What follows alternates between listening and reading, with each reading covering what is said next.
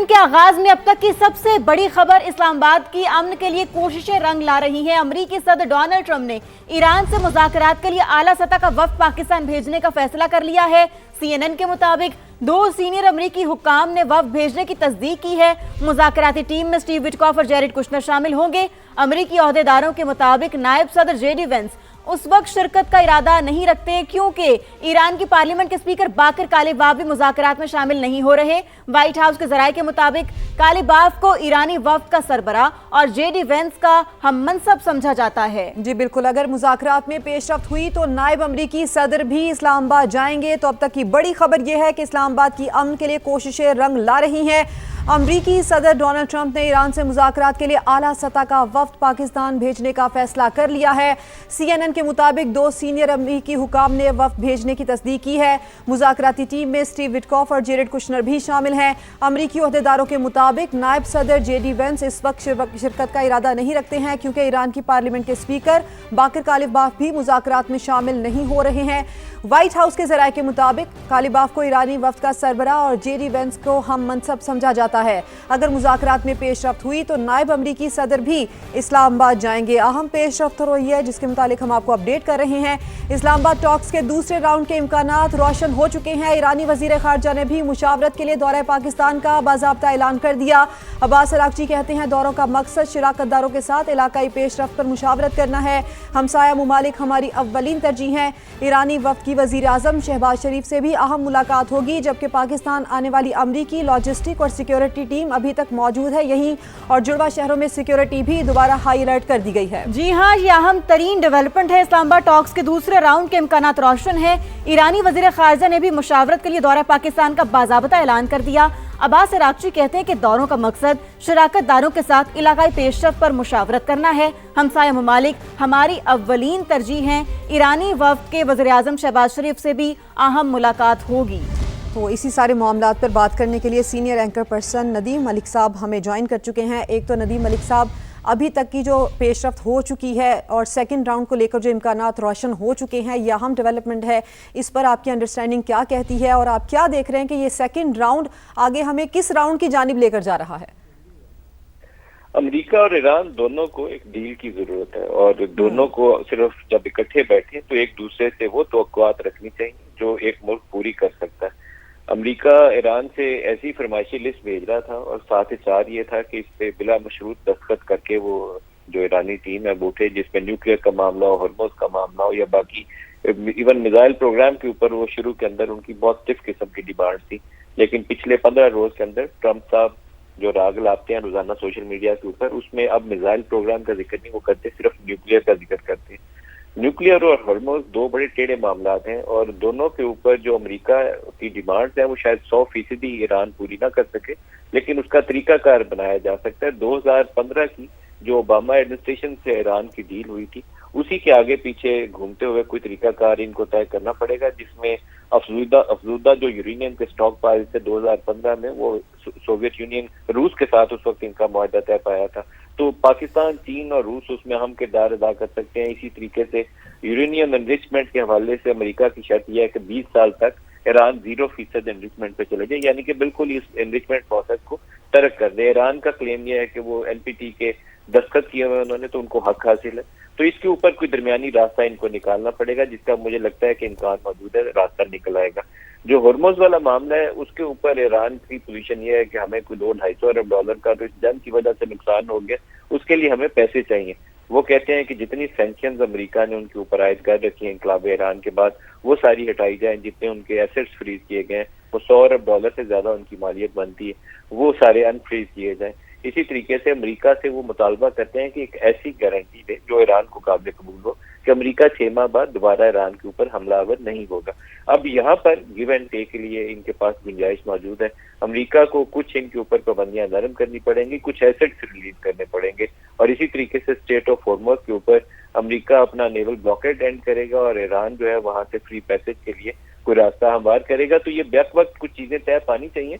मुझे थोड़ा सा सरप्राइज ये है कि एक स्टेप नीचे ये गए हैं, JD वेंस और कालिबाफ खुद नहीं बैठ रहे इसके अंदर। तो एक तो ये तरीकाकार हो सकता है कि पहले कुछ बुनियादी अमूर के ऊपर इत्तेफाक राय हो जाए, फिर नेक्स्ट लेवल के ऊपर डिसाइड किया जाए कि वो किसने आना है और किसने दस्तखत करनी है। सही। लेकिन अच्छा मलिक साहब इस इशू की कॉम्प्लेक्सिटी की अगर हम बात करें ना, तो उसको भी समझना चाहिए, क्योंकि बहुत पुराना एक तो कॉन्फ्लिक्ट है ये, और दोनों साइडों पर जो मामलात हैं वो बहुत ही डाइवर्स हैं और बहुत ही ज्यादा जो है ना वो कॉम्प्लेक्स हैं। इसके अलावा कुछ स्पॉयलर्स का किरदार भी है, फिर उसके साथ साथ जो डोमेस्टिक प्रेशर है उसको भी अंडर एस्टिमेट नहीं किया जाता। अब इस सारे मामले में पाकिस्तान ने बहुत ही जो है ना वो कामयाबी से शटल डिप्लोमेसी की, जिसको और इनको एक मेज पर पहले भी बिठाया और अब भी बिठा रहा है। किस तरह देख रहे हैं इस सारी सिचुएशन को? पाकिस्तान ने तो एक बहुत ही ऑनेस्ट किस्म के जो सहूलतकार के तौर पर इनको साथ बिठाना है। फैसला तो इन दोनों ममालिक में ही लेना है। पाकिस्तान की तो बहुत अच्छी काविश ये है कि वो इन दोनों को दोबारा बिठा देगा। 50 साल से तो ये आपस में मिले नहीं है, तो पहला जो राउंड था वो अच्छी प्रोग्रेस थी, अच्छी पेशरफ थी, और उसके बाद भी सिलसिला टूटा नहीं है। अभी भी जो ट्रंप ने देखे सीज फायर की है, तो सीज फायर पहले वो करते थे 1 हफ्ते के लिए कर रहा हूँ, 15 रोज के लिए कर रहा हूँ। इस दफा उन्होंने टाइमलाइन सेट नहीं की कि 2 हफ्ते के लिए कर रहा हूँ, बल्कि वो ओपन एंडेड है। इसका मतलब है कि ट्रंप इज ऑल्सो डेस्परेट कि उसका कोई ना कोई रास्ता निकला है। जो 3 दिन हमारे फील्ड मार्शल तेहरान में बैठ के ईरानी क़यादत से मुज़ाकरात करते थे, बाद खबरें ये जाहिर करती हैं कि वहां से वाशिंगटन के साथ भी वो एंगेज करते रहे, और जो तरीकाकार जो अमूर वहां तय पाए थे, बाद में अमेरिका थोड़ा सा उससे पीछे हट गया, जिस वजह से जो सेकंड राउंड है उसमें ताखीर हुई।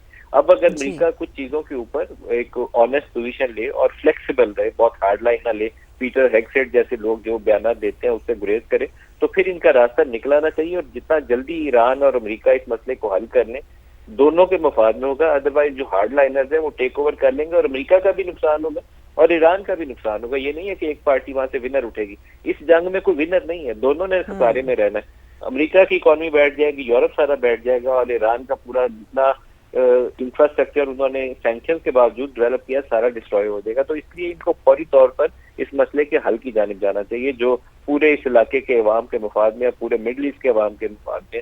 क्योंकि ईरान जवाबी तौर पर जब यूएस बेसिस को हिट करता है तो उससे पूरा गल्फ रीजन जो है वो सारा बहुत बुरे तरीके से मुतासिर होता है। जी नदीम मलिक साहब, जो एहतियाती तदाबीर आपने बताई उसमें ट्रंप का थोड़ा अपनी ट्वीट्स को कंट्रोल करना भी होगा, और दूसरी बात भी आपकी बिल्कुल ठीक है कि कमतर या बरतर वाली सिचुएशन ये नहीं होगी। आपने इस पर तज्जिया दिया, आपका बेहद शुक्रिया। सिक्योरिटी के मामला हम जानेंगे, टिका खान सानी ने हमें ज्वाइन किया है, जबकि ओवरऑल सिचुएशन पर हम बात करेंगे। सुमेरा खान हमारे साथ मौजूद हैं। सुमेरा, अब ये जो एक बीच में मामला आ चुका है कि यहाँ ईरानियन डेलीगेशन से स्पीकर बाकर कालिबाफ नहीं आएंगे और जेडी वेंस नहीं आएंगे, तो फर्स्ट राउंड में जेडी वेंस का होना काफ़ी पॉजिटिव देखा जा रहा था। क्या आप समझती हैं कि जेडी वेंस का ना होना सेकंड राउंड के मुज़ाकरात को मुतासिर कर सकता है? मैं इसमें अभी भी सबसे पहले तो ये बात करना चाहूंगी कि अब्बास रागची जो इस्लामाबाद आएंगे हैं, उनका भी एक ट्रू एक पिक्चर अगर आप चाहें तो मैं उस हवाले से कुछ वजाहत देना चाहूंगी।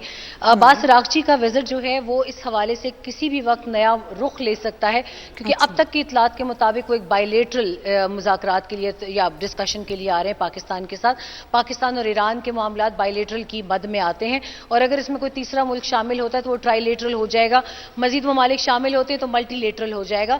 लेकिन अगर अमेरिका की जानिब से इसमें कोई मजीद अपडेट आती है या कोई सडन डिसीजन लिया जाता है, तो यह भी हो सकता है कि अराकची ओमान और रशिया जाने के बजाय इस्लामाबाद में देर तक क़याम करें और इसी को मुज़ाकरात का दूसरा रुख या दूसरे राउंड का नाम दे दिया जाए, और अमेरिका की जानिब से भी अपने वफूद असर नौ तश्कील दिए जाएं। तो अभी सिचुएशन इतनी फ्लूइड है कि यह कहना कि अभी यही फाइनल नाम है डेलीगेशन के, इस पर मैं चाहूंगी कि इसमें हमें अभी मजीद कुछ वक्त के लिए इंतजार करना चाहिए। और मेरी इस दलील के लिए क्वेश्चन जो है पिछले एक हफ्ते की तमाम तरह अपडेट्स हैं कि आप देखें जहां से जेडी वैंस, फिर प्रेसिडेंट ट्रंप, उसके बाद दूसरा वक्त और तीसरा वक्त, फिर उनका ना आना और अब ये अपडेट। तो I think we need to get more time to get the situation out of the fluid. Situation fluid है, बहुत से वेरिएबल्स हैं, बहुत से फैक्टर्स हैं जो कि इंक्लूड हैं, जो कि वेरी करते हैं। हमारे साथ ही रहिएगा, टिका खान सानी ने भी हमें ज्वाइन किया, उनसे जानते हैं। टिका, आप मुझे बताएं शहर इक़्तिदार में क्या चल रहा है इस वक्त, आपके जराए क्या बता रहे हैं, क्या सिचुएशन है यहाँ पर, सिक्योरिटी के क्या इंतजाम हैं?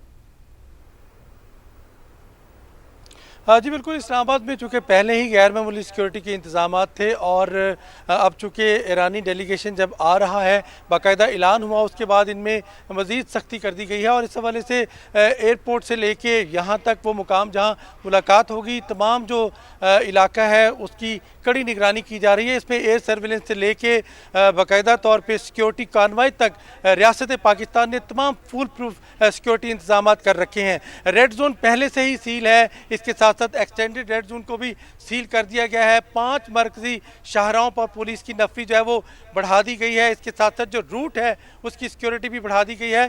तो यूँ फुल प्रूफ सिक्योरिटी के इंतजामात भी मौजूद हैं। इसके साथ साथ चूँकि नया एडवाइजरी जारी की गई है ट्रैफिक के हवाले से, जो कुराल चौक से लेके 0 पॉइंट तक जो एक्सप्रेस वे है उसको बंद किया जाएगा जो ही मुअज़्ज़ज़ मेहमान पहुंचेंगे। इसके साथ साथ मरकजी शाहराहें जो हैं खासतौर पे 0 पॉइंट से ठीक है, सख्त तरीन इंतजामात हैं। बहुत शुक्रिया टीका खान सानी, आपने हमें अपडेट किया। सुमेरा खान भी हमारे साथ मौजूद थी, आपका भी बेहद शुक्रिया।